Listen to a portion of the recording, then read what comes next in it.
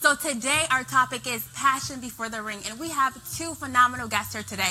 We have Chelsea and we have Candace Parker. So guys, can you tell me a little bit about yourselves?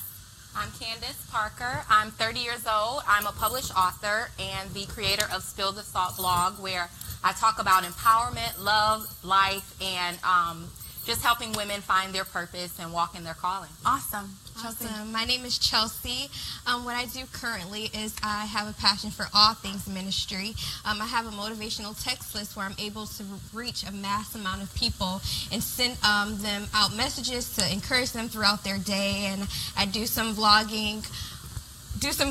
And I'm just really excited to be here. Awesome, and thank you guys so much for coming here today. So we're going to dive right into the conversation. So why should you know your passion before the ring? It's so important to know your passion before the ring, because as singles, we have a duty to God to walk in our calling and know our talents and passions, so that way when we are joined with whoever it is God has for us, it will complement theirs. So we should be focusing on ourselves as singles and operating in a different season when we are joined together in that ministry in marriage. Right. And just a question for that. Do you think it's biblical to be in your purpose before you meet your mate? I do. When I think of Adam, he was in his purpose. Right. He had a job. He lived in the garden. He tended the animals. He was doing things. He wasn't sitting around and just waiting. He was serving God, and that was the Bible talks about Adam walking with God, and he was the closest to God. And so I think that as singles, it's our due diligence to mirror that same thing. Right. What about you, Chelsea? I definitely think you should be in your passion prior to a marriage or relationship, and anything else. It's definitely important to be whole on your own before you join together with someone else. You have to know who you are as an individual so that you can coexist in somebody else's world. And it's very difficult if you don't know your passion or if you don't have those things. And I know for myself that a while ago, I didn't know those things. I hadn't identified that. So I had to do some soul searching and really find out, well, okay, why isn't things working? And I found out that things weren't working because I hadn't identified who Chelsea was. So that's very important. That's a good question, though. How did you find those talents, those gifts? How did you become whole? I became whole, and I identified that through intimate time with God, through prayer, through fasting, and being around like-minded people. That's very important. The Bible does say that iron sharpens iron. Yes, it so does. if I was running around with friends who potentially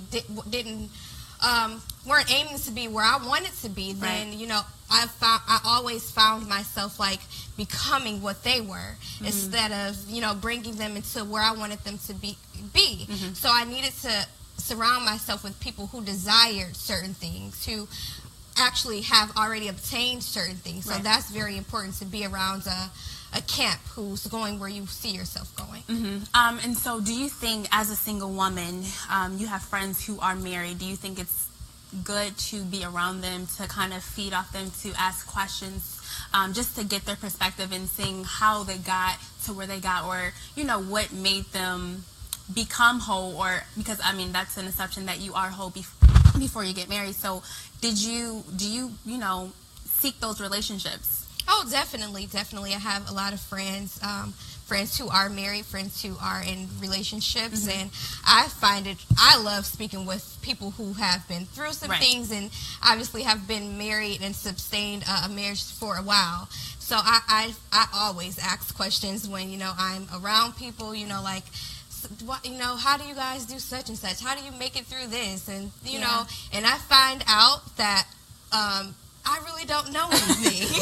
I really don't know anything in regards to that you have to literally, a lot of things happen through experience and asking questions and praying for wisdom and things like that. So I see, like, wow, in relationships, how carelessly I've handled things when I talk to people who have actually, been involved in, And Candace, question for you. So do you think you're supposed to be, again, in your purpose before you meet your mate, but also when you do get to that point where you're getting engaged, are you supposed to focus on your husband's purpose and kind of be a helpmate to him? I think that just speaking from someone who was formerly engaged prior, And although things didn't work out, I know that one of the biggest errors that I made during that season was putting my focus on what he was doing. Okay. I think it's important to show fruits of the Spirit where we show that these are things I can do. I am loving, I'm caring, I'm supportive. But I don't think that you are supposed to disown your own purpose for this person, especially before you are joined in marriage. Even in engagement, dating, boyfriend, girlfriend, you are still not married. And so many of us miss that. And so in that season, we still have a duty to ourselves to be our own person, to learn about ourselves. And I truly believe that the person who God sends will complement your call.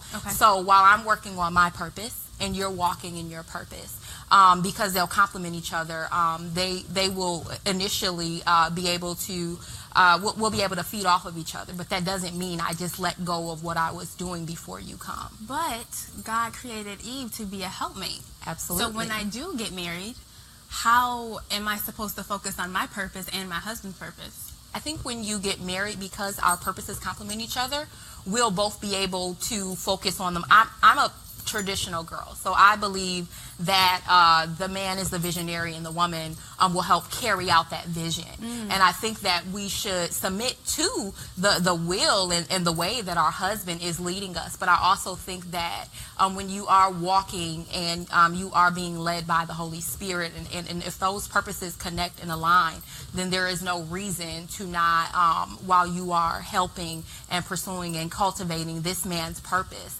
to still be doing the same in yours, because they essentially should complement each other. Chelsea, do you have anything? Yeah, my thought there is, I couldn't help. I consider myself to be a very spiritual person, and when we think about love is a very selfless act, and we know that Jesus died on the cross, and that was like the ultimate expression of love. And when I think about love and selflessness, like if I'm joining in with a partner and I love them, that naturally my selflessness should be reflect, and I should want to kind of empty myself, and hopefully my partner feels that same way, and that we're able to selflessly like pour into each other and help each other, whatever he wants to do, that I'm working towards it. I'm helping him get that, whatever he sees that I have, whatever vision I have, that he helps me. He wants to carry that and things like that. So I think being selfish in a relationship and really actively working to help your partner, it'll just all kind of come together, that God does all things well. So everything, even when we we do totally different things, and we're on two different ends of the spectrum. But again, like what Candace was saying, I definitely think that your husband your purpose should align some way, right? Agreed. So if I'm called to be married to a pastor, and I'm not saying I'm out here in these streets or something like that, you know what I'm saying? Our purposes aren't aligning, so it's gonna be hard to be selfless, because I can't really submit my purpose and my will to that person, because we don't have the same interests at the end of the day, right? What do you have to say anything? I mean, I agree there, but I'm just looking at a broadened kind of idea that a lot of times when I talk to married couples, to be honest, if you look at most married couples, some of them are sometimes like night and day. Right. You know what I mean? Yeah. So it's like one person does this, and you'll find the wife may be loud, outspoken, and the husband is more so chill, kind of, they do kind of two different things, but they kind of come together, like it's some kind of meeting point where they're able to come together and kind of coexist, where you don't necessarily have to do the same thing, or but something like love causes us to do things. It causes us to put action behind it. So whether you are the same, or you may feel like you're called to be a first lady and you're called to marry a pastor. Not saying you, but and what if that just doesn't happen, and you actually are to marry somebody totally different. So you just have to make sure that you're getting what God has for you. And sometimes, a lot of the times, what I have found is it's not exactly what I think. It's not exactly what I had planned for, but God knows best. And if he brings two people together, that he will do the work. Yeah, he will. He will do the work, and he will make things work. So yeah. And I think, go ahead, Candace. I was just thinking about it, it's just so important to know exactly what God has called you to do. If God has called me to be a missionary in South Africa, and He's called you to be someone who's opening up a facility in another part of the world, it may not be the wisest decision today. Right. And so it's so important to know exactly what it is God has specifically called for you to do as a single, right, because that will definitely play a big part into who you are joined with. And you have experience with this. Right. So give us an example as far as, did your last fiance, did your purpose align with each other? Or was he, because I know we have past history, and I know you were saying that, you know, sometimes I would want to wear like red lipstick, or I want to go out with my friends, and he wouldn't really support that. Right. So I was in a relationship, and I had not walked into my purpose, but he was walking and operating in his. Okay. He was a minister, and I was someone who had not fully understood what God had for me. So while he was walking into his purpose, and he was very traditional.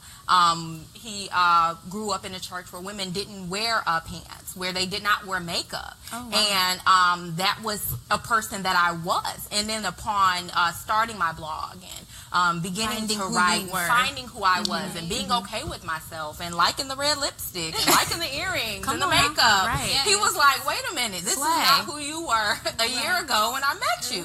And so it created a lot of tension and conflict, because when you're dating someone and you shift and you transition, they're like, that's not the person I fell in love with. And the thing is, you fell in love with a girl that I was never supposed to remain.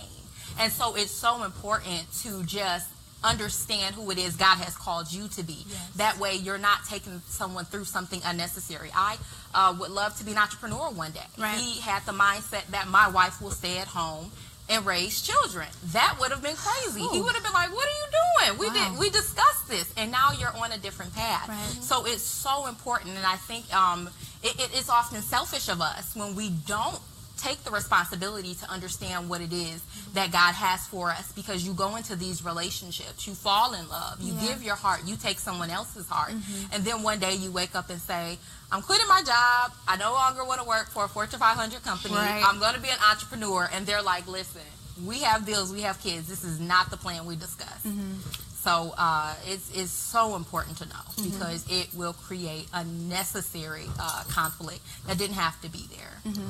And I was just talking to my friend the other day. I was just like, I have to marry someone who's an entrepreneur, because I say that now, but maybe that's not the best for me, right? God could have something completely different for me, but just the mindset that I have, like, I want to go, I want to get up, and I want to hustle. Like, that's my thing. Like, I love creating things with my hands and my ideas. And sometimes being in relationships, guys that I've dated, it's like, well, no, we have a plan, or this is what I want, and this is that structure, and I'm not that at all. So again, trying to figure out, okay, God, should I'm going to allow you to use me, but I'm going to wait, because I'm not going to try to be something that I'm not. Because I tried that, and I was miserable. And I know, with Candace and your past relationships, you can attest to. It was horrible. Come on now. Let's just be honest. Let's be honest here. Let's be honest. It was horrible. And not anything that they did, but things that I would say I failed to do.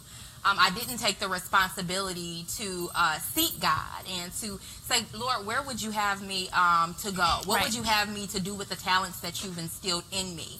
And it was when I did that, when I just began to pray more, fast more, when I began to be more transparent in my writing, when I took it from just journaling and doodling on my own and saying, okay, I'm going to put this out for the world to see. This is a man that's private. And he's like, I don't want my business on a blog. Exactly. And so I would essentially need to marry someone who's like, okay, I'm okay with her getting online, writing, because I understand that in her gifting, she's called to help others through her writing. And being with someone who's like, no, I need you quiet, I don't need you in any makeup, and I need you to be at home, would just not be fitting for me. And Chelsea, do you have anything else that you would like to share? Sure. Just from the conversation, the dialogue that I've heard, that's why I know that it's extremely important during the dating process to to find these things out, right. to ask questions, and we do know that people do present their best false self, their best self, right. in the initial state. But a lot of things and a lot of warning signs, I do wholeheartedly believe that we do see prior to us making a commitment. Right. But women, we jump the gun. Yes, we jump the gun a lot, and our emotions and our feelings are there now. So, and I hate to say this a lot, but sometimes women, we just don't know how to get to know people. It's I need to date you, and I don't want you to date anybody else, and don't do this, and don't. You just get to know them, sis. You gotta relax. You gotta relax. So a lot of things like that, a lot of heartache, a lot of stress, anxiety, a lot of confusion could be drawn away and done away with if we would take the time to really get to know each other with a clear mind. You have to go in things with a clear mind and clear intentions now. And another thing is, don't be afraid. While we can bring like a lot of energy and with fear and being afraid or holding somebody else responsible for what somebody else did, because I took my chance with somebody who had the 9 to 5, just going back to you saying you wanted an entrepreneur. That didn't work well, so I'll never give another 9 to 5 or another chance. So we have to remain open, definitely be cautious, guard your heart. Yes, you have to guard your heart, definitely, because the Bible says, we have to protect our heart. Our heart, is where our treasure lies, so we have to definitely protect our heart, but always remain open and get to know who you're dating, and be friends. Build everything on a solid foundation. Be friends, and Thank you. Thank you so much. I really truly appreciate that. So one last question: as a single woman, do you think you should deny your purpose? Absolutely not. Absolutely not. Okay, so how can I be a helpmate if I can't focus on you? Like, how can I do that? I can't pour into someone if I'm empty myself. And so the best way I know how to pour into people is when I'm full. So when I'm in prayer, when I'm doing the things God has called me to do. And when I think of Ruth and the way that Boaz was attracted to her, it wasn't because of the things that he necessarily knew about her because he met her face to face. It was what he heard about her prior. And it was her character, and it was the way she carried herself. And I'm sure those seeds she sowed in love with her former husband who had passed, Boaz said, wow, this is a woman who's got a great reputation overall. And she was walking in her calling and in her purpose. And I believe that it will be the fragrance that draws someone to you. And if you deny that, if you pollute that, not only are you not allowing the people who are aligned to you as a single, but you're also saying, God, I'm only as good as this marriage. That's true. As this next season. So, Chelsea, do you have anything else to add? Well, I would not deny myself my purpose of following my purpose, but I do believe that God called women to be helpers to husbands, and I do not believe that anything is wrong with healthy compromise. And what I mean by that is, knowing your limits, knowing what you can do to help somebody, to build somebody else, but don't ever forsake yourself. That's good. So that's all I would say. Thank you two so much. I truly appreciate you. Thank you so much for tuning in to Girl Talk with Kaelin. Thank you so much, Kevin Adele, for this amazing opportunity to allow women and millennials to come here at the Word Network and just have conversation. We hope to see you next Wednesday at noon. Stay tuned. Take care.